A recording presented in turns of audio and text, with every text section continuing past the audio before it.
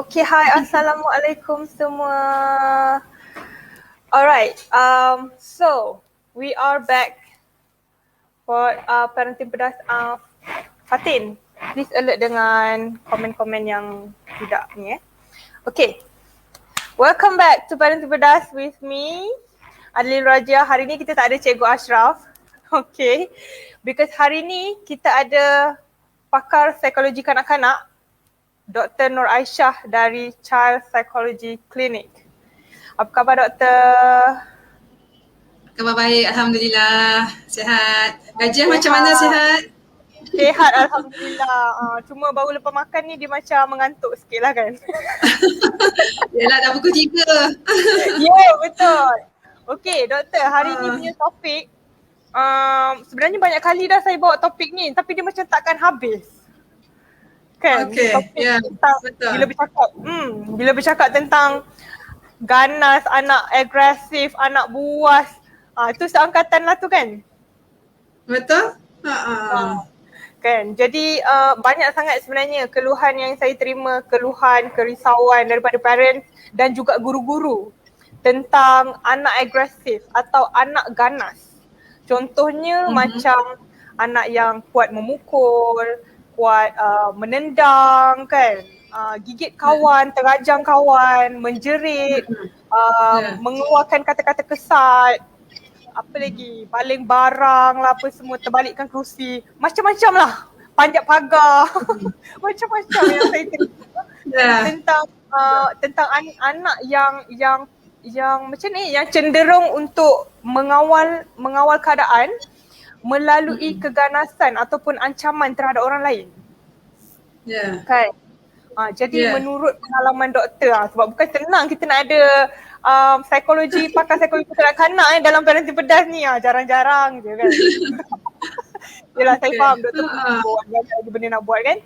So menurut pengalaman doktor, anak agresif ni macam mana sepatutnya sebenarnya, dan keadaan anak agresif yang macam mana sebenarnya yang ibu bapa patut risau. Sebab kadang-kadang ada parents yang macam bila anak dia tantrum atau mengamuk, adakah itu agresif? Kan? Atau bila anak kasar ketika bermain, tengah main ramai-ramai ni, tiba-tiba anak dia macam kasar sikit kan? So adakah itu dikatakan sebagai anak agresif yang sepatutnya parents risau? Dan ada juga anak yang jenis cepat naik tangan, naik kaki, menggigit apa semua kan. Jadi saya nak tanya doktor, menurut pengalaman dan ilmu yang doktor adalah tahap macam mana atau keadaan macam mana sebenarnya yang anak agresif yang sepatutnya parents risaukan? Silakan doktor.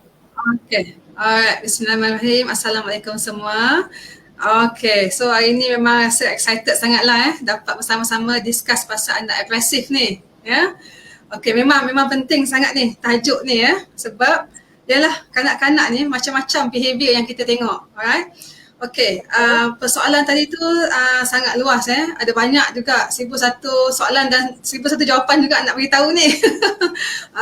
Okay, sebenarnya bila bercakap pasal agresif ni kanak-kanak ni, dia macam ni lah. Kalau kita faham konsep kanak-kanak masa dia lahir, ada tak dia nampak sifat agresif tu?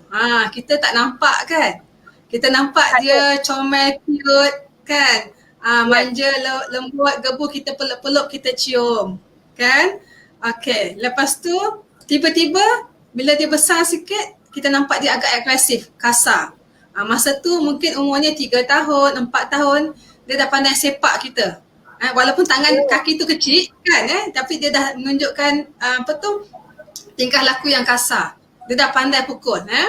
Okay, senang macam ni. Saya selalu cakap dengan klien saya pernah beritahu baru dia 3-4 hari lepas ada klien, saya cakap dengan dia, saya menegur klien ni punya parenting style. Saya beritahu, okay, kalau nak resepi anak jadi agresif, saya boleh berikan. Resepi untuk kita memiliki seorang anak yang agresif. Okay, alright. Saya kata dengan dia, kita marah anak ni consistently 2 bulan. Lepas tu tangan kita ni main peranan. Kita cubit ke, kita tampar kan. Lama-lama, consistently 2 bulan, anak ni akan berubah sikap. Ya, kita nak Ya, tengok doktor pernah bagi tahu tu. punca. Dia akan berubah sikap. Okay. Jadi sebenarnya kita nak tahu asal usul agresif ni bagaimana adalah melalui dia punya observation. Dia melihat dan dia imitate perbuatan kita tu. Ya, dalam kehidupan kita hari ni, cuba kita buat sedikitlah perbandingan. Kita tengok family yang ibu ayahnya lemah lembut, cakap pun nada suaranya lembut, so anak tu akan respon yang sama.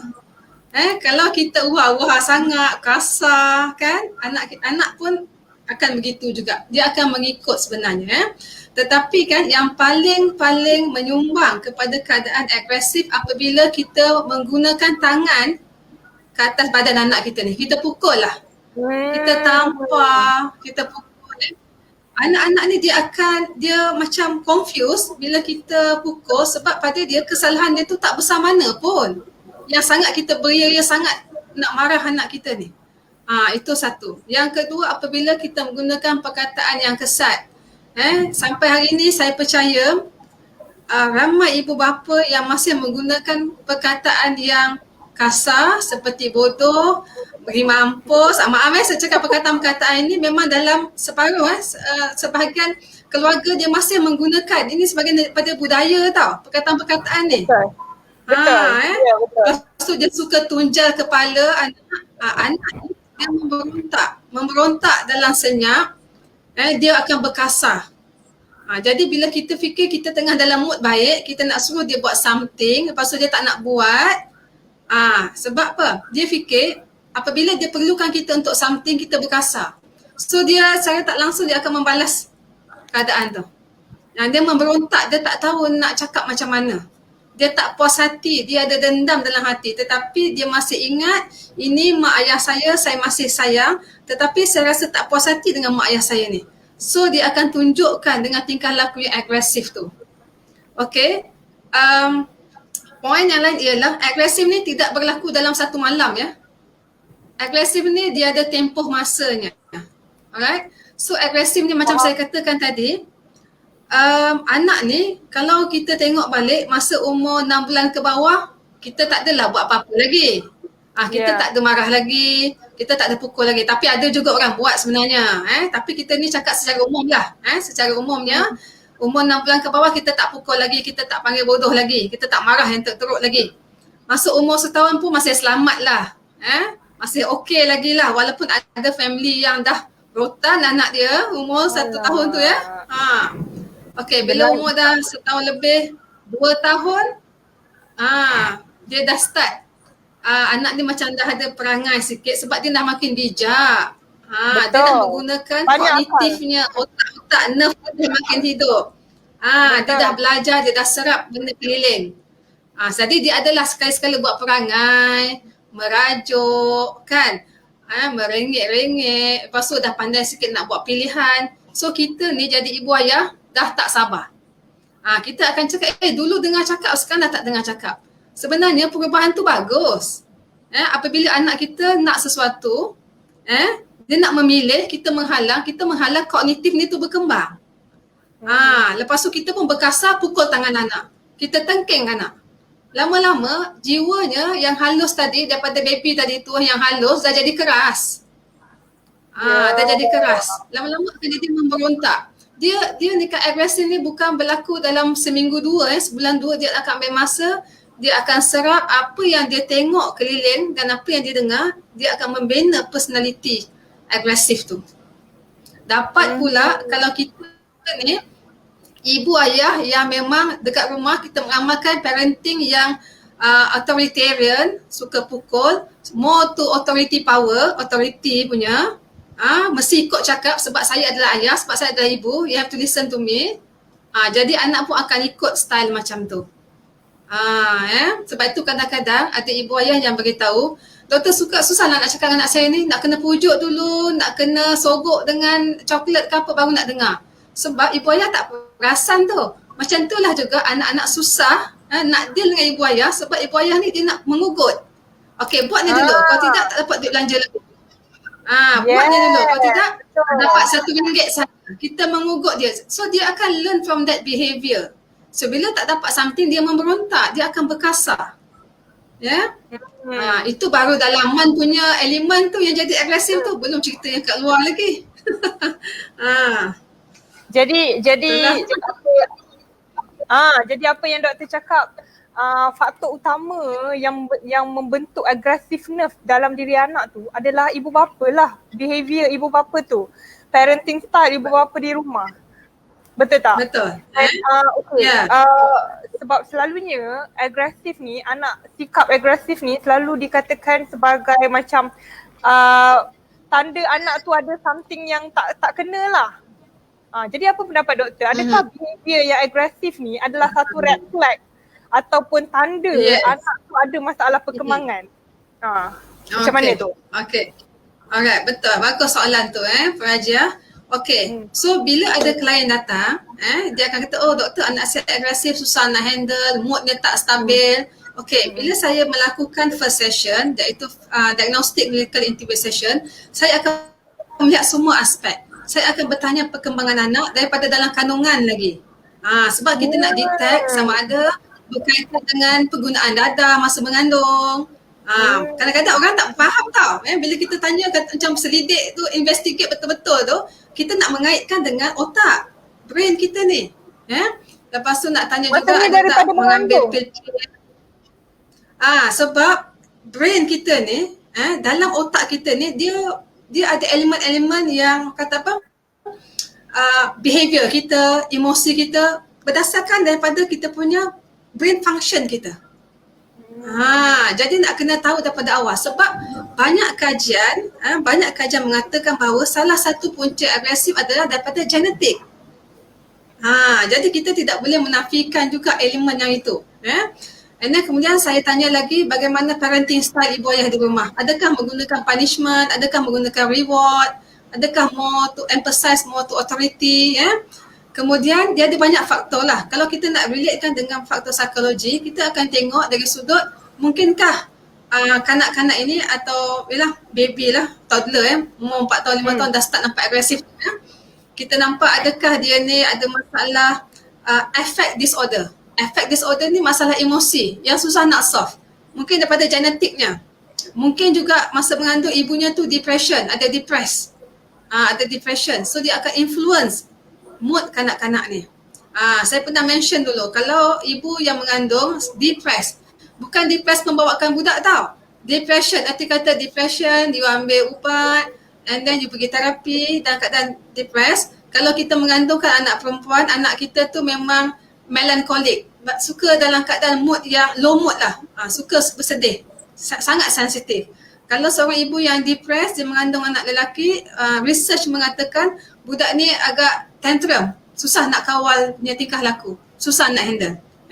So selain daripada agresif disebabkan parenting, saya ulang balik, salah satunya mungkin disebabkan affect disorder, masalah emosi yang susah stable, or emotional deregulation pun antaranya juga masalah emosi. Tapi kita akan monitor emosi tu sampai umur 5 tahun, dah terlajak sampai 6 tahun, kita kena observe balik ada tak benda-benda lain yang berkaitan.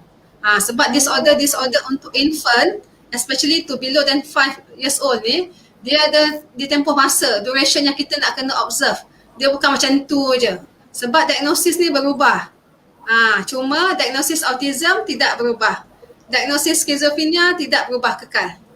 Yang lain-lain tu masih boleh berubah. Depends pada terapi, medication dan juga environment.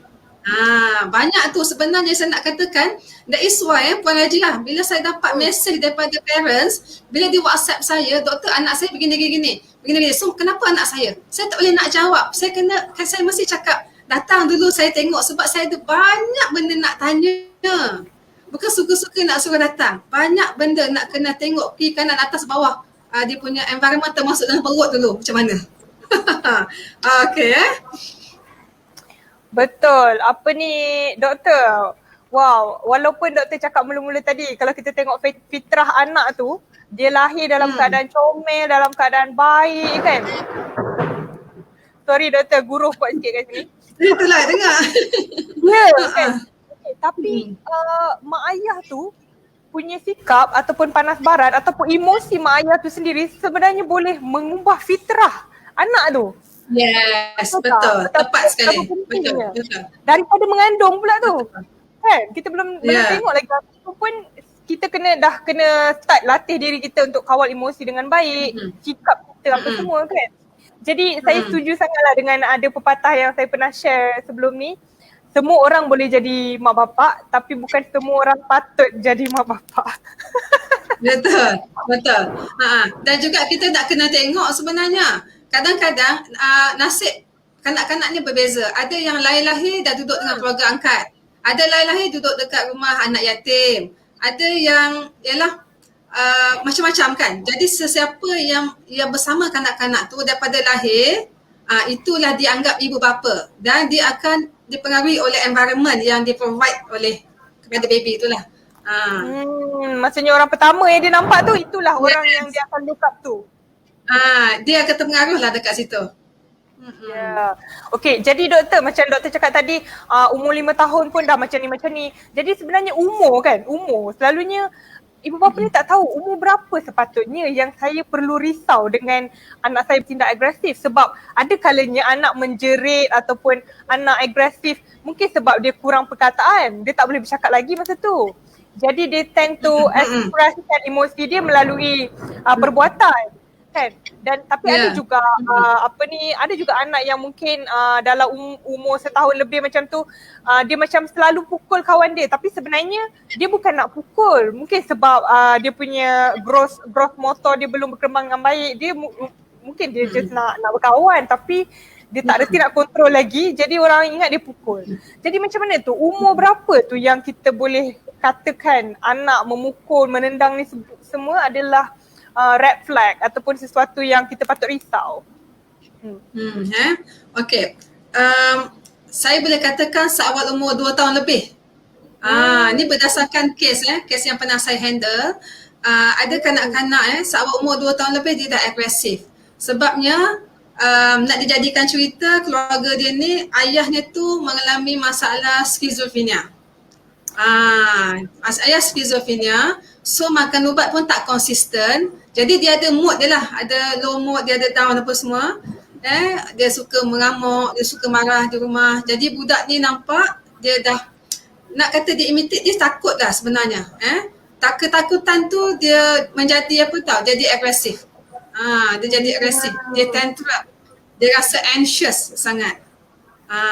Dan satu lagi kes ada seorang tu pula ayahnya ada masalah bipolar. So bipolar ni kita tahu dia moodnya tak stabil. Ada masa okey, ada masa tak berapa okey. Ya, jadi kanak-kanak nampak. Jadi bila dia ada masalah sikit dia menghempas beg, dia tarik kerusi dengan kuat. Benda-benda ini boleh membuatkan budak-budak akan rasa terganggu emosinya dan menjadi agresif. Tetapi pun kita nak kena faham, agresif ni pun sebenarnya macam kata pengajian tadi, kita nak tengok environment macam saya kan, bila saya buat kerja dengan klien saya tu, bila first session depan saya tu, saya imagine saya ni masuk dalam setting dia tau. Persoalan-soalan saya pada klien saya tu sebab nak detect mana asalnya behavior yang kita tak nak tu. Mana asalnya aggressive behavior tu. Saya akan cari satu persatu. Termasuklah bila first time dia tendang. Bagaimana mood keadaan budak tu? Adakah dia mengamuk masa dia tak dapat makan? Mungkin kita sibuk depan gadget, dah pukul 4.30 nak tak makan lagi. Siapa pun nak marah kan? Mestilah budak pun agresif. Kita kena ambil kira juga kenapa. Dan satu lagi tak dinafikan, kanak-kanak yang ada masalah speech delay, yang saya pernah jumpa biasa budak tantrum, dia agresif sebab dia ada isu dengan masalah autism tapi ibu ayah tak sedar. Terutamanya ibu ayah yang ada anak sulung dan the only child. Dia tak boleh nak buat comparison dengan anak-anak yang lain, so dia tak tahu yang anaknya sebenarnya ada masalah autism. Sebab tu dia ada tantrumnya, dia ada aggressive behaviornya. So kalau katalah, kalau saya lah nak handle case agresif ni, kalau saya nak kasih jawapan, kalau saya ada 10 orang klien depan saya membawa anak umur 4 tahun yang agresif, ceritanya ada 10 cerita yang berbeza. Dan soalan saya kepada setiap klien pun adalah 10 orang kata different question based kepada environment dia tu. Dan juga saya suka tanya, salah satu soalan yang saya akan tanya parents ialah siapa berada di rumah? Siapa yang jaga anak daripada lepas kandungan, lepas lahir, siapa jaga dan siapa tinggal bersama. Sebab orang-orang ni penting yang menyumbang kepada karakter dan personaliti anak tu. Okay, doktor, tadi kan doktor cakap kebanyakan anak yang agresif ada masalah kawalan diri ni selalunya disebabkan oleh mak ayah dia pun ada masalah mental juga. Maksudnya ada skizo ke, ada bipolar, depression dan sebagainya. Jadi adakah itu bermaksud kalau mak bapak ni memang ada masalah mental, memang confirm anak dia pun ada masalah behavior? Ke macam mana? Okey, tidak semestinya jangan sensitif pula orang. Dia tidak semestinya. Okey, masalah skizofrenia, masalah bipolar ni yalah benda dah berlaku pada orang dewasa Tetapi kalau kehidupan pesakit skizofrenia, kehidupan pesakit bipolar ni diurus dengan baik.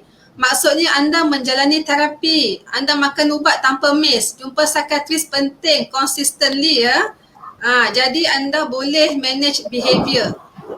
Boleh bergaul mesra dengan anak, boleh bermanja dengan tak ada masalah. Yang saya maksudkan tadi adalah pesakit skizo dan bipolar yang tidak makan ubat, yang tak ada disiplin. Jadi anda tak boleh manage bagi pesakit-pesakit skizo dan bipolar, anda tak boleh manage anda punya emosi. Jadi kanak-kanak ni nampak bila time kita bad mood, kita mengamuk, kita main lepas je perangai kita tu. Budak-budak ada je dekat depan kita. Kita tak kawal. Jangan ingat budak umur 7-8 bulan dia tak tahu, dia tahu ada yang tak kena, cuma dia tak boleh cakap je. Sebab saya handle court case yang kanak-kanak umur 7 bulan di abuse. Jadi kita nampak budak faham sebenarnya. Budak ada fear, budak dah ada anxiety. That is why kalau pernah dengar perkataan infant mental health maksudnya kanak-kanak pun dia ada juga dia punya kesihatan mental yang positif dan dia pun boleh mengalami trauma dan depression. Ada budak umur setahun atau bawah setahun mengalami depression tau. That's why Dia boleh rasa kita ni dia boleh rasa. That's why kita kena betul-betul lah kata apa, bukan senang bukan senang kita nak kawal lah untuk yang kata tadi susah nak mengawal anak agresif tu. Kita kena betul-betul mempertimbangkan benda-benda yang terbaik. Kita cuba yang terbaik sebenarnya Tak ada siapa kita jumpa parenting yang sangat sempurna, tapi kita balance kan. At least kita bercakap dengan baik dengan anak.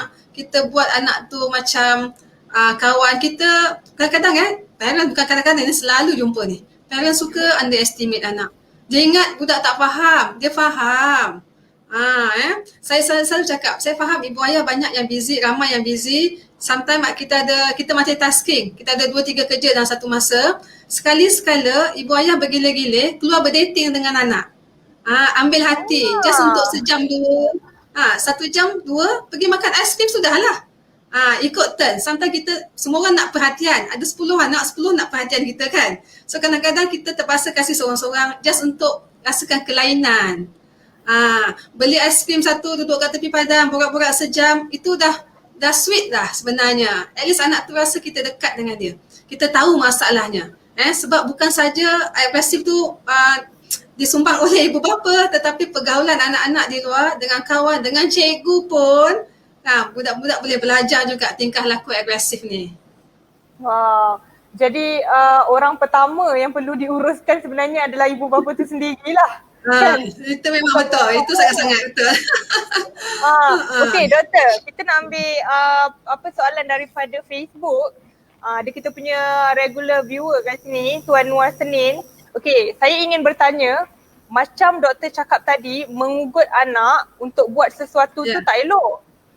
Boleh terangkan kaedah yang sesuai? Bukankah reward itu salah satu macam kaedah mengugut juga? Reward system kan? Maksudnya buat sesuatu untuk dapat ganjaran. Jika tak buat, tak dapat ganjaran. Jadi mereka akan meronta kalau tidak dapat ganjaran. So macam mana instead of mengugut atau reward system ni, macam mana yang sepatutnya? Okay, sebenarnya macam ni. Kita suka mengugut in term of perkataan kita. Kalau kita kata, okay abang, tolong buat ini. Kalau abang tak nak buat, besok abang dapat duit belanja RM3 je instead of RM5. Itu mengugut. Kita buat orang tak happy, anak tak happy. Alah RM3 je dapat beli apa kat sekolah.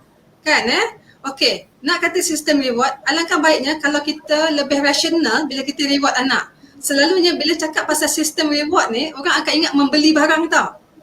Saya tak pernah suggest klien saya suruh beli mainan beli-beli ni, tak mau. Tak kisahlah ada kedai 10 sen ke, kedai RM4 ke kan. Sebaiknya, alangkah baiknya kalau kita suruh dia buat, kita kata okey, kalau abang buat contohlah, kalau abang tolong cuci pinggan ni, okey nanti papa peluk abang 2 kali. Kita ambil benda-benda yang lebih develop kita punya kasih sayang. Kita jangan ajar kebendaan. Sebab nanti dia dah start demand. Abang tak nak buat lah, abang malas nak cuci kasut. Abang janji dulu, abang nak bawa kedai baru saya cuci kasut saya. Dia nanti dia dah gunakan kita pula, dia manipulate. Alangkah baiknya kalau kita kata adik kalau buat ni abah cium adik 2 kali. Abah sayang adik 10 kali. Mama sayang adik 1000 kali. Perkataan-perkataan tu. Kan kita ganti, jangan kasih dengan benda.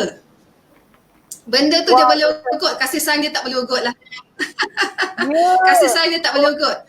Itu antara benda yang saya praktis. I disclose sikit lah. That's thing yang saya praktis. Saya tak ada main beli-beli ni.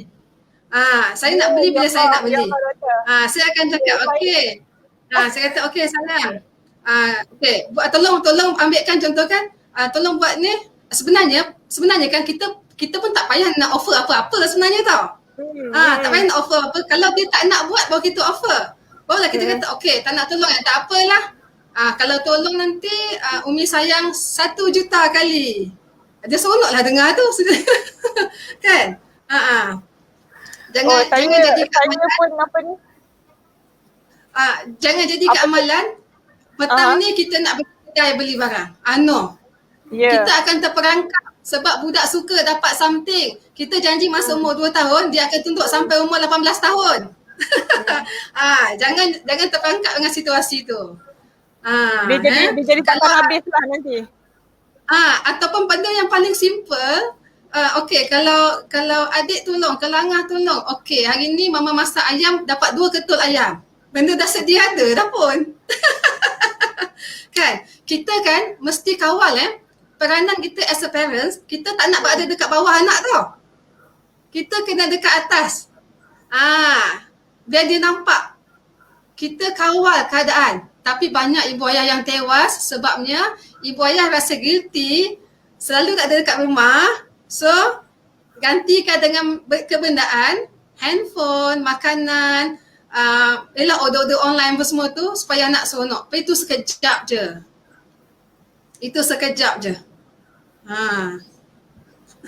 Saya setak sikit lah doktor dengan yang point ni. Saya faham. Saya faham tu Puan Rajiah. Pertama saya faham ibu ayah yang anak seorang, anak yang bongsu, dia ada satu perempuan, dia lain sikit. Kita dah biasa dekat dengan parents kan. Tetapi dia terlupa ini jangka panjang tau. They will learn and observe. So one day bila parents kata, tak payahlah beli lagi, kakak dah besar, tak boleh main ni lagi dah, ataupun dah tak elok makan ni. Dia dah start kata, dulu boleh je. Kita tak nak terperangkap kat situ. Kan kita tak nak dia akan mana kat kita balik. Patah kat kita balik kan. That's why kena ada siap-siap bila kita untuk yang mungkin yang baru kahwin, yang baru first mengandung ni, bagus ni benda-benda macam ni untuk you all start prepare. Kena jadi ibu ayah yang ada ilmu. Kena ada satu consistent parenting. Should be on the same page. Ayah dengan ibu kena sama parentingnya. Tak mau jadikan anak tak dapat kat mama pergi dekat abah, tak dapat abah pergi kat mama. Kan? Apa kesan dia doktor kalau suami dengan isteri ni tak selari dia punya apa ni? Cara parenting tak selari. Anak akan start compare. Anak akan dah macam jadi dia dengan abah, dia dengan mama. Tak, dia dapat macam kita dengan suami isteri pun macam awak ni kan? Kenapa buat macam tu? Kan dah kata kasih handphone 1 jam aja. Kenapa kasih sampai 5 jam? Sama-sama lah. Supaya anak ni dia cepat, dia mengikut. Dia ikut tak? Apa kata? Dia boleh ikut kita punya peraturan dengan mudah.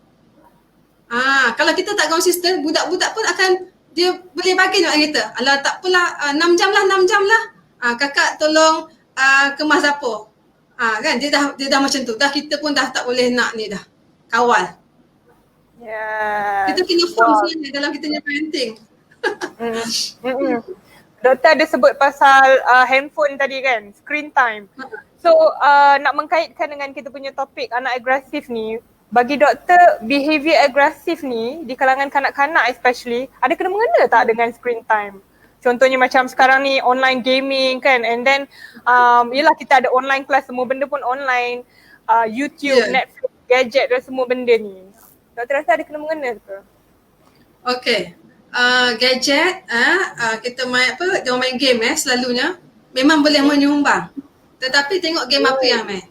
Kalau game tembak-tembak, kan budak-budak ni dia punya emotional level dia different tau. Ada yang excited over. So dia main sikit baru raya-raya. Dia tak dapat, dia boleh hentak handphone kan. Dia boleh ketuk kepala dia sebab dia tak boleh nak membezakan lagi fantasi dengan reality. Dia rasakan macam dia yang betul-betul dah kena tembak kat dalam tu. Dia over. Ada yang steady je main. Ada yang relax je, kalah. Alamak, kalah lah. Dia main lagi. Ada yang memang dah mengamuk-ngamuk sampai menangis-nangis pun ada. Jadi kita nak kena tengok anak kita tu macam mana. Terlalu emo ke atau steady. Yang kedua, apa jenis game yang dia main. Kalau asyik tiap-tiap hari menembak kan, perkataan kill apa semua, cubalah kita fikir sini bagus ke. Kita pun tahu kan banyak kes dekat US yang kata kill police dia pergi betul-betul buat sebab dia dah mungkin juga budak tu ada masalah depression. Dah lah depressed, main game yang agresif tu lagi worse keadaannya. Saya tak nafikan teknologi is okay untuk main, tetapi berpada-padalah, jangan sampai 12 jam. Kadang-kadang kita ambil ujung minggu, okey lah besok tak sekolah, malam ni boleh main sekejap 2 jam, mungkin besok 2 jam. Sudah. Bagi doktor umur macam mana yang sesuai? Umur bila kita boleh dedahkan anak dengan online gaming ni apa semua? Okay, kalau ikutkan untuk tengok skrin tu aja, budak bawah umur 2 tahun memang tak boleh tengok. Tak kisahlah untuk tujuan pendidikan ke, lagu Twinkle Twinkle ke kan. Researcher mengatakan tak sesuai langsung. Kan? Tetapi yang 4 tahun pun dah start main semua kan, macam-macam pertama kan, kita jangan jadikan handphone, ada satu handphone khas untuk Along, satu handphone lagi untuk Angah. Susah kita nanti. Dia dah kata ini dia punya, dia nak tengok suka hati dia lah. Selalu anak-anak macam tu kan. Jadi umur yang sesuai ni pun nak kata spesifik pun susah. Kan? Susah nak kata spesifik. Kalau boleh below than 5 tu janganlah kasih handphone lagi. Janganlah kasih handphone lagi. Kalau dia nak belajar ABC pun melalui kita. A, B, C, D, E. So kita ada interaction, two-way communication, ada eye contact, ada bonding, ada attachment, ada secure attachment. Ini kita kata okey biar belajar ABC. Dah 3 tahun dah nak masuk ke taska, kita bukakan iPad kita ke laptop kita kan. So dia tengok ajalah kartun tu nyanyi ABC. So kitanya buat kerja lain. So kita ingat dah dapat knowledge dah ada ilmu dah. Tapi dia ada side effect yang lain. Itu adalah early age infant yang early age tu, biarlah ABC 1, 2, 3 tu daripada kita. Biarlah lagu Twinkle Twinkle ke Pok Amai-Amai tu kita yang dengarkan. Itu cepat melekat. So kita ada bonding dengan anak dengan yang baik. Ya, doktor, kalau macam gadget ni kan, bila kita dah perasan, bila ibu bapa tu dah sedar yang mungkin anak dia mula bertindak agresif, dia mungkin tiru aksi-aksi daripada online game tu ke, atau dia mula tiru perkataan-perkataan yang dia dengar daripada YouTube dan sebagainya. So kalau macam tu kan, adakah sepatutnya kita terus gadget, no screen time at all, ataupun kita gradually kurangkan screen time? Yang mana lebih baik? Okay. Sebaik-baiknya perlahan. Tarik perlahan-lahan. Kalau terus ambil, budak akan memberontak, dia akan marah. Lagi worse. Sebab dia rasa kena punishment, sebab saya tengok. Sebab dia tak faham. Apa salahnya saya tengok? Dia tak faham, dia tak boleh baca kita punya mind dah nampak nanti agresif lebih worse. Dia tak baca tu. Dia hanya tahu dia dengan game tu saja. Kenapa tak boleh main? Semalam boleh main. Jadi kita kena beransur-ansur dan kita replace dengan aktiviti yang lain. Jangan pergi ambil simpan lepas tu tak buat apa-apa. Ini kalau katakanlah contoh, tiap-tiap petang kita kasih main 5 sampai pukul 7. So bila kita dah simpan handphone, kita gantikan dengan pergi kat belakang rumah tu buat something, gardening. Nak berama-rama ke, cari siput ke kan. Buat gardening, apa-apa aktiviti kat belakang rumah tu. Banyak kita boleh create sebenarnya untuk replacekan game. Budak-budak main game ni sebab yalah dia tak tahu apa nak buat. Dia termenung aja. Kan betul. Kan? Tapi Saya tak cabaran langsung boleh membuat agresif. Tapi cabaran ibu bapa sekarang ni kan doktor biasalah akan sibuk, lepas tu pula kerja pun macam-macam, buat 2-3 kerja, ada yang kerja pejabat lepas tu buat online business dan sebagainya, anak pula ramai. So itulah selalunya alasan yang saya dengar lah daripada ibu bapa yang kenapa mereka tak boleh nak spend time dengan anak, kenapa gadget selalu menjadi pilihan. Betul tak? Jadi apa nasihat doktor lah kan sebagai sebagai orang yang menghadap benda ni hari-hari. Ya, betul. Gadget tu adalah solution yang paling cepat. Macam kita malas nak pergi beli makanan, kita tekan je dekat apps kita tu, dah sampai dah nasi goreng kan. Nak masak nasi dah 40 minit dan sebagainya kan. Okay, pemilihan gadget tu adalah satu solution yang cepat. Tetapi cuba kita fikir balik, masa kita umur-umur kecil, kita buat apa? Kita keluar rumah kan? Kita ada je benda yang kita cari, yang kita buat. Okay, saya faham keselamatan, kita tak percaya, ya memang betul. Bukanlah saya kata petang kau subuh kasih keluar anak-anak, tak. Tapi kita cuba merancang, we have no choice. Saya pernah jumpa ibu ayah yang tak kasih gadget anak dia pun okey je. Dia pun bekerja juga. Dia ganti benda lain, dia plan, dia buat satu jadual khas untuk anaknya. Hari ni dia kata main tepung gandum campur dengan air. Main. Besok pula dia carilah mungkin ada benda sayur dalam peti ais yang boleh anak-anak dia do something, buat main. Semua yang dalam rumah. Dekat belakang rumah ada macam-macam.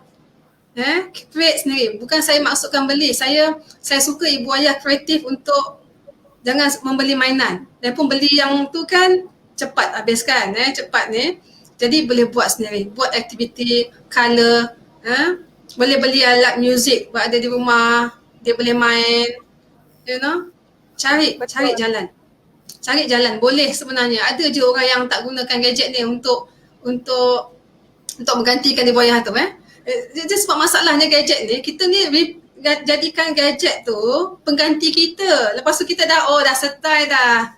Gadget dah ada. Okay, dia diam lah tu 10 jam dia akan relax lah kat situ. Letak air sikit, letak apa benda buah ke kuih, dia dah selamat. Kita lepas tangan macam tu masalahnya. Kalau sekejap-sekejap sejam dua tak apa. Itu yang bila dah main game banyak-banyak, terkeluar game-game yang agak agresif, dia dah imitate that behaviour. Satu lagi isunya, dalam pada game tu dia ada iklan-iklan yang tak berapa manis. Iklan-iklan yang kan? Itu yang satu kisah lain yang saya dapat juga, banyak kes macam tu. Mana nak handle kes yang agresifnya, mana nak handle yang dah suka tengok video-video macam tu. Sebab daripada iklan tu. Macam-macam tu. Betul doktor. Wow, saya pun teringat malam tadi pun saya ada live dengan Cikgu Ashraf tentang perkara ni. Maksudnya anak yang dewasa sebelum usianya disebabkan oleh macam tu lah konten-konten yang lalu depan mata tanpa dia cari pun. Tiba-tiba je keluar kan. Dan sebagai anak of course dia nak tahu apa benda tu. Dan okay, macam mana pula kesan daripada konten-konten macam tu terhadap behavior anak? Okay. Kalau tadi dia agresif kan? Once dia dah terexplore benda tu, you akan tengok anak-anak kita yang biasanya dia duduk main game di depan TV, tiba-tiba dia masuk dalam bilik. Tiba-tiba dia tak kasi orang pegang. Dia nak sorok simpan sebab dia tahu dia dah buat salah. Cuma dia dah tahu benda ni kalau mama ayah tahu ni habislah kena marah. Dia tahu benda tu boleh mendatangkan kemarahan dan dia akan sorok-sorok dan cover. Baby ni akan berubah. Dia akan sembunyi, tengok sesenyap. Dia akan nak ambil tahu, dia nak ambil tahu benda ni. Itu selalu yang kita tengok. Ya, dan kadang-kadang betul lah yang apa nama ni, gadget, handphone ni semua memanglah penyelesaian yang cepat, tapi dia juga permulaan sebenarnya kepada masalah yang lebih besar. Betul. Betul tak? Betul. Hmm. Mm-mm. Dan satu lagi ialah effort. Ibu bapa tu sendiri kena ada effort lah. Macam doktor cakap tadi, jadual. Kalau tak ada jadual rutin anak tu, kita penuhkan masa anak tu macam mana kan, betul tak? There is always a way sebenarnya untuk occupy masa anak tu, melainkan pilih gadget, melainkan dengan gadget. That's why, that's why saya nak tambah satu lah. Ini idea saya, saya tak tahu lah kalau orang yang mendengar ni berminat nak buat. Saya pernah terfikir benda macam ni. Of course lah, kita tak boleh nak handle semua benda dengan anak kan. Okay. Alangkah baiknya kalau kita ada satu orang yang boleh handle kanak-kanak hujung minggu, yang dia akan menjaga kanak-kanak ni, pergi hantar kelas swimming, pergi bawa ke kelas muzik, pergi kelas karate, pergi buat cooking class untuk satu hari tu, aktiviti dia dah penuh dah. Ini untuk hujung minggu. Daripada kita pergi hantar, kejapkan nak hantar kelas sini, kejapkan nak drive ke sana, kita juga nak buat semua. Kalau ada satu tempat yang boleh buat macam tu pun bagus juga. Jadi banyak membantu ibu bapa sebenarnya. Good idea doktor, that one saya rasa. Sebab yelah kita bekerja kan, alasan kita sibuk tu sebab kita bekerja untuk cari duit. So why not duit tu kembalikan semula lah kepada anak-anak kan, daripada beli gadget mahal dan last-last jahanam tu kan. Okay doktor. Physical activity is the best lah. Okay. Doktor, saya nak tanya soalan yang mungkin related dengan anak agresif ni, tapi mungkin ada kena-mengena dengan anak mungkin lebih besar sikit lah kan, sekolah rendah, sekolah menengah dan sebagainya. So, tentang bully doktor. Bully. Okay.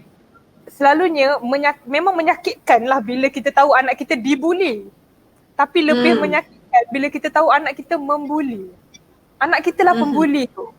Jadi apa parent perlu tahu atau perlu buat bila mereka dapat tahu anak mereka ni membuli kawan-kawan lain dekat sekolah.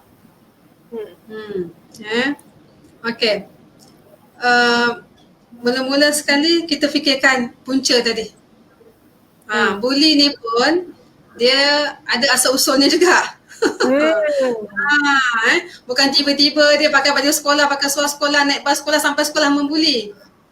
Dia ada fikiran, dia ada benda dalam kepala dia tu. Tiba-tiba datang sifat yang nak lebih dominan daripada orang lain. Dia akan belajar. Macam saya kata, environment mana yang dia lebih. Dia akan belajar dari situ. Saya kasih contoh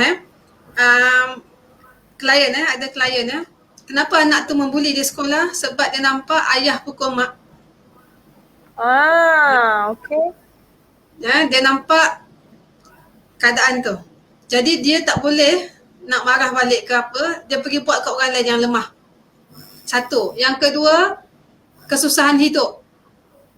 Dia bully, dia nak something, dia tengok kawan-kawan suka bawa beg cantik lah, apa semua kan.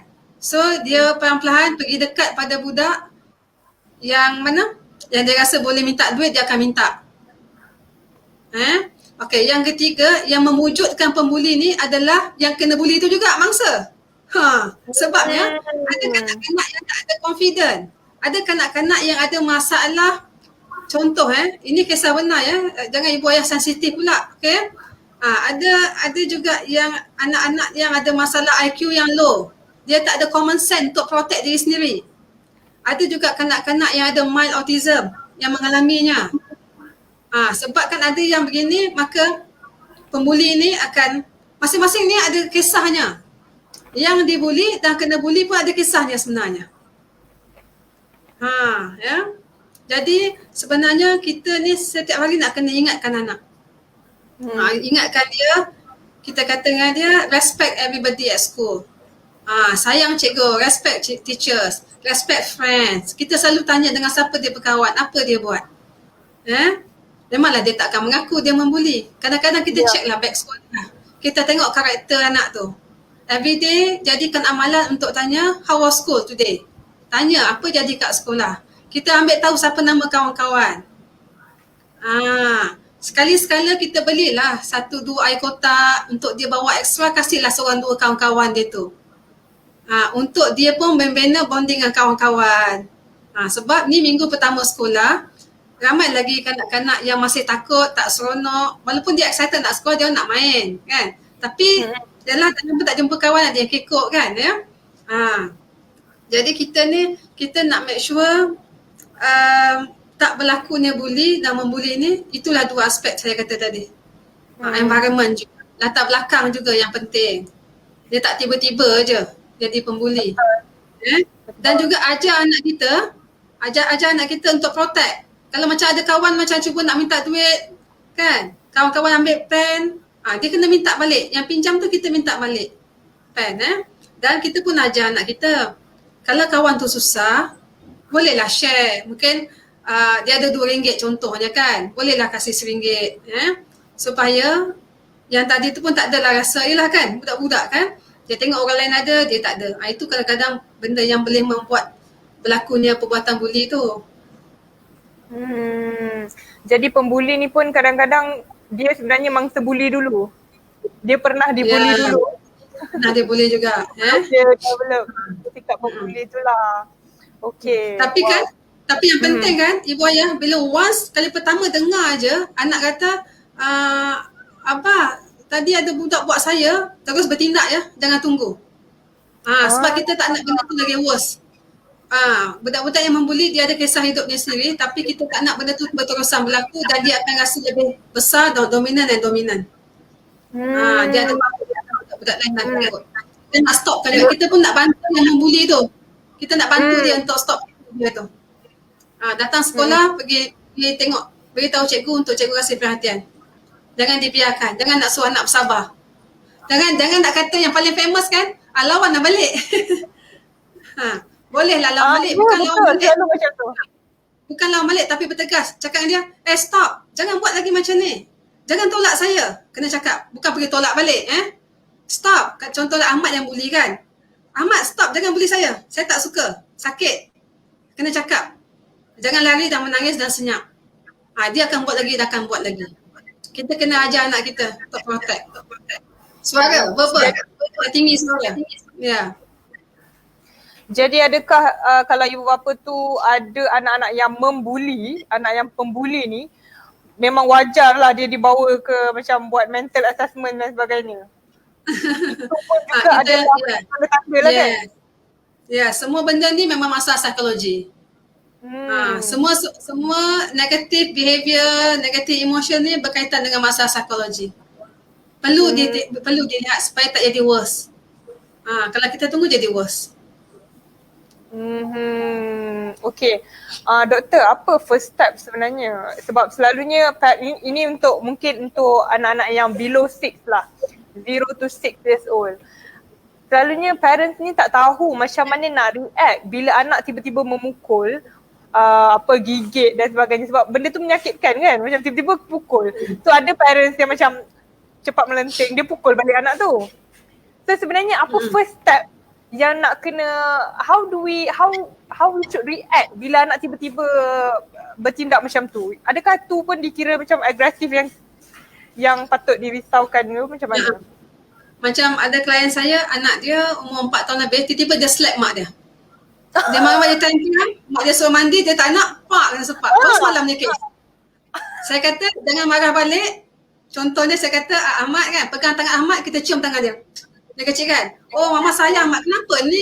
Kita pujuk balik, kenapa jadi macam ni?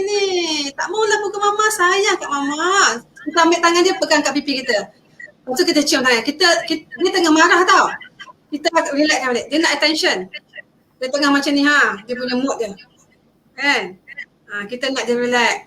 Nanti sampai dia rasa macam tak load pun, relax je mama dia. Dia nak tengok kita marah tu. Dia puas hati. Tapi dia tak tahu marah kita ni luar biasa.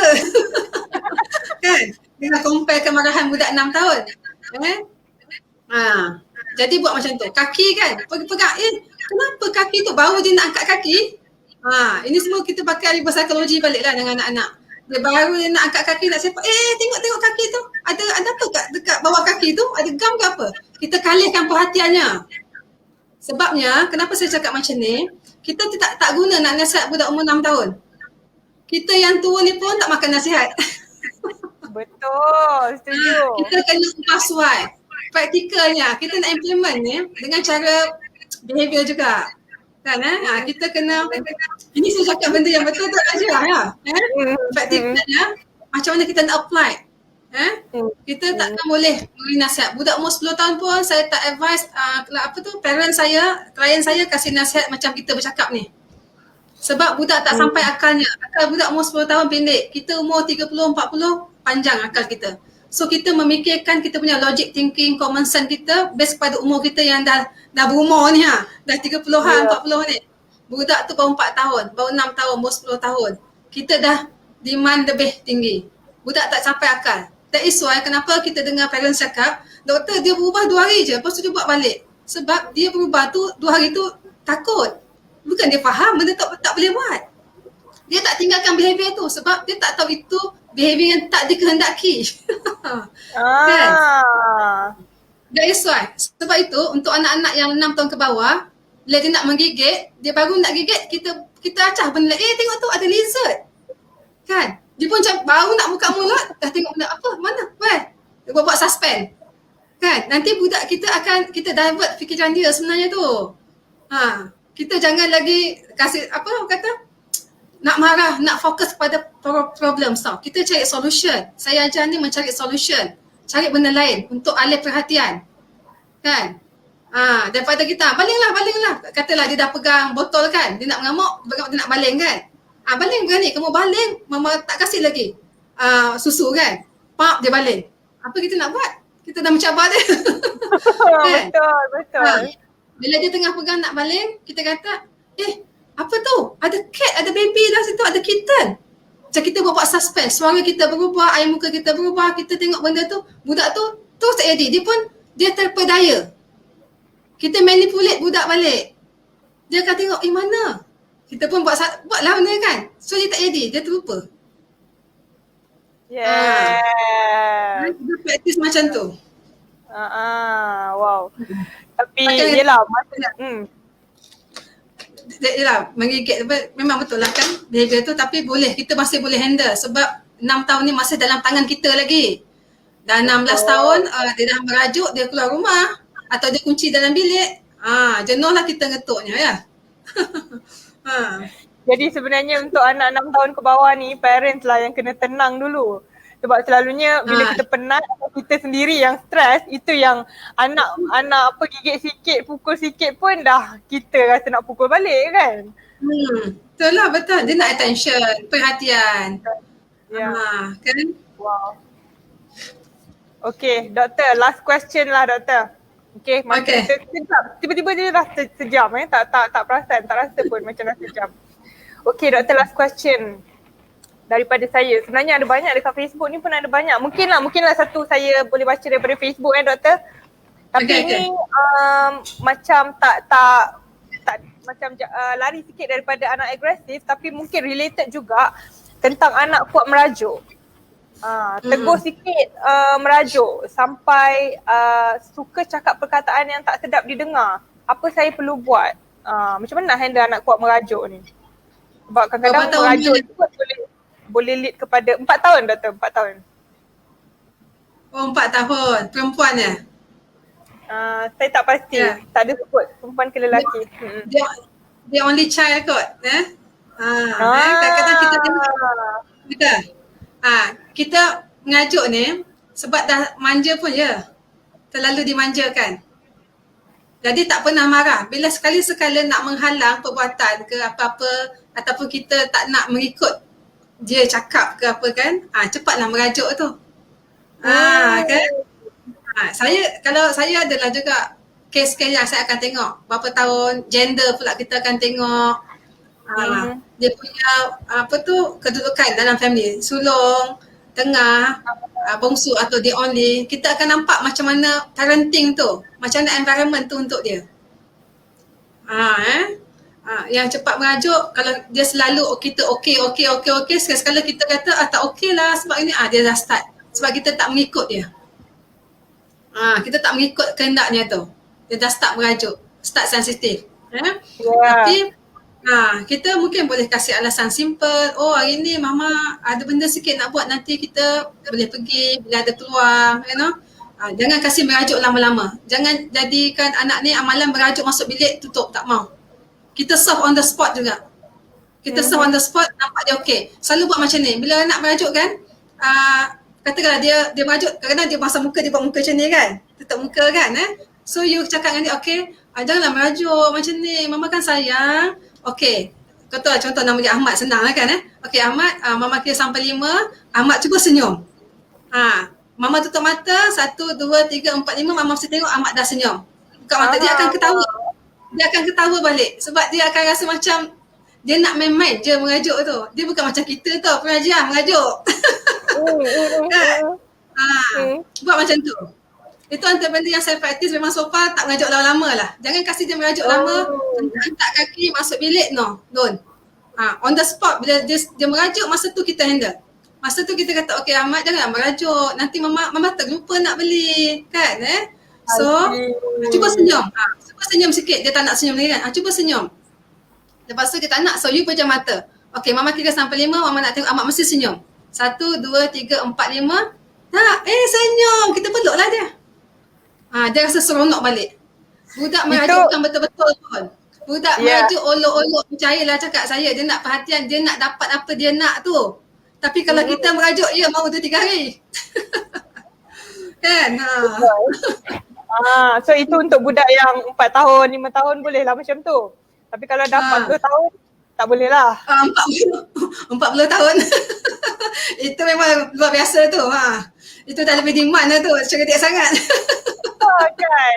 Okay doktor, last question lah. Sebab dah pukul 4 pun, doktor pun ada benda lain lagi nak buat, saya faham. Okay, apa kesan kalau anak agresif ni kita biarkan? Kita tak ada ambil sebarang tindakan daripada ibu bapa. Maksudnya lepas dengar parenting pedas hari ni pun dengan Dr. Aisyah pun, dia dah nampak dah tanda-tanda yang mungkin anak dia ni ada something yang tak kena lah. Tapi tak ada sebarang tindakan daripada ibu bapa. Tak pergi rujuk pakar, tak dapatkan assessment, tak minta bantuan dan sebagainya. So apa kesan dia kalau dibiarkan benda ni berlanjutan? Okay. Mesti bertindak ya. Kesan tu dah tentu kita tahu kita tak boleh handle. Sebab sebagai ibu bapa mungkin kita nampak cara kita tu betul. Sebenarnya semua peringkat umur, ibu ayah mesti ada ilmu yang khusus. Ilmu untuk anak umur 5 tahun ke bawah macam ni parenting style-nya. Umur anak, kalau ada anak yang umur 7 tahun sampai 10 tahun macam ni cara parenting style-nya. Kalau ada anak yang umur 11 sampai 15 macam ni parenting. Parenting tu berbeza-beza, dia tak boleh pukul sama, rata. Berbeza ada 10 anak, 10 cara kita, approach kita lain. So kalau kita tak pergi dapatkan bantuan pakar untuk bercakap, untuk ajar macam mana cara nak handle anak kita tu, dia jangan lupa, dia membesar, dia pergi sekolah, dia bercampur ramai. Dia akan pergi pada kawan-kawan yang lebih kurang macam dia juga. Kita bayangkanlah kan, kita pun bersekolah dulu. Bila dia dah geng-geng tu, dia dah pergi jumpa dekat Padang, dia dah pergi Beritu, dia akan membina satu tingkah laku yang lain pula. Bukan sekadar agresif, dia dah start degil, dia dah ada mungkin aktiviti-aktiviti lain yang kita tak tahu. Dia dah menjauh daripada kita. Dia dah makin jauh daripada kita, kita susah nak jaga. Masa tengah budak-budak ni lah, masa tengah sekolah rendah ni, semua benda dalam tangan kita lagi. Nak hantar sekolah, nak siapkan makan, apa semua dalam tangan kita lagi. Kita handle sebaiknya. Kalau dia dah menengah, dah 15-16, kita dah susah nak kawal. Dia dah keluar malam, dia dah bercampur, kita tak tahu. Jadi masa kecil ni kita kena baiki, improve. Kita kena improve parenting style kita, replace dengan benda yang betul. Nak katakan kalau dibiarkan memanglah lagi worse. Janganlah, kesian anak-anak kita. Sebab dia tak tahu dia perlukan bantuan. Ibu ayah dah tahu. So you have to do something. Betul doktor. Saya nak tahu juga macam mana child psychologist klinik ni dan atau tim Dr. Aisyah lah dapat bantu ibu bapa yang mungkin perasan anak dia ada isu anak agresif ni atau mungkin lebih teruk, isu yang lebih teruk lagi daripada tu. Macam mana CPC dapat bantu? Okay, kita ni actually di Bangil tapi kita ramai klien dari luar. Kita handle case, kita punya specialization adalah tentang kanak-kanak dan juga assessment. Ya, kita akan tengok isu kanak-kanak ni dan bantu memberikan juga knowledge pada parenting. Kita bukan handle kanak-kanak tapi kita kan handle ibu ayah. Kita ajar secara praktikal macam mana nak improve parenting tu. Ya. Okey. Kalau nak datang kita dibagi, boleh check kita punya Facebook. Child Psychology Clinic by Dr. Aisyah. Kita banyak share info dekat situ. Dan yang bestnya hari ni Dr. Aisyah, kita sebenarnya nak bagi, this is a collaboration sebenarnya antara CPC, Child Psychology Clinic dan juga Parenting Pedas. Kita nak bagi diskaun 10%. Diskaun 10%, 10% off untuk assessment pertama untuk anda yang menonton Parenting Pedas ni atau siapa saja yang yang dapat tahu tentang CPC ni melalui platform saya. Anda boleh pergi kepada buat appointment dengan CPC untuk buat assessment, untuk check anak, dan bukan sahaja anak kan doktor? Parents pun kalau nak check pun boleh kan? Boleh, ya. Parents yang depressed, yang ada anxiety pun kita handle juga. Kan, semua peringkat umur kan? Ya. Betul. And untuk dapatkan diskaun 10% tu, all you have to do is sebut je Parenting Pedas. Masa appointment tu ke, masa datang klinik Dr. Aisyah ke, sebut je Parenting Pedas. InsyaAllah you akan dapat 10% off. Okay, dan macam doktor cakap tadi, klinik ni dekat Bangi, tapi jangan risau sebab satu Malaysia boleh datang, kan doktor? Betul? Ya, betul. Kita selalu daripada Terengganu, daripada Johor, daripada Teluk Intan ada, Kedah, Perlis. Maksudnya doktor akan keluarkan surat kebenaran untuk merentas negeri. Betul. Disebabkan keadaan sekarang ni kita masih boleh keluarkan surat. Kalau nak lebih confident lagi, attach dengan permit polis. So ada dua. Jadi insyaAllah tak ada masalah. InsyaAllah. Okay doktor, hari ni punya sharing sangat best. Saya pun dapat my biggest takeaway untuk hari ni ialah yang pasal reward system tadi tu.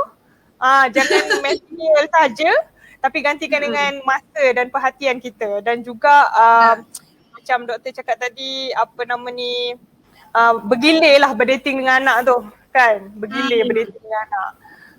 Untuk create balik bonding, betul tak? Okay, doktor. Thank you so much untuk Dr. Aisyah sebab atas kesudian meluangkan masa hari ni. Dan thank you kepada yang menonton. Jangan buat assessment dekat Google tapi pergi CPC untuk cari penyelesaiannya. Jumpa Dr. Aisyah dan dekat CPC bukan sahaja Dr. Aisyah yang ada kan? Ada ramai lagi clinical psychologist yang akan membantu. Betul kan? Okay. Betul. Jadi pergilah ke tempat yang betul lah maksudnya kan. Barulah kita dapat penyelesaian yang betul. Okay. Online tu tak betul Kalau IQ test, emotional test tu tak betul sebenarnya. Tak betul. Tak yang betul. Tak betul. Kalau kita kena buat test betul-betul. Yes, nak buat assessment ni memang kena berdepan dengan pakar. Betul tak? Barulah kita assess. Sebab kita nak dengar kisahnya apa, baru kita pilih test yang terbaik, yang bersesuaian dengan kes tu. Okay, doktor, thank you so much. Alhamdulillah untuk sesi hari ni. Saya harap anda semua pun yang mendengar ni pun dapat banyaklah input hari ni. InsyaAllah banyaklah, terlalu banyak rasanya. Okay doktor, kita akan jumpa lagi dalam sesi akan datang. Ada rezeki. InsyaAllah. Terima kasih juga Parenting Pedas mengajak saya. Saya memang seronok sangat, excited nak tunggu hari ni. Terima kasih doktor. Terima kasih semua yang menonton. Kita jumpa lagi dalam Parenting Pedas episod seterusnya. Saya Adli Raja. Assalamualaikum. Bye. Waalaikumsalam. Bye.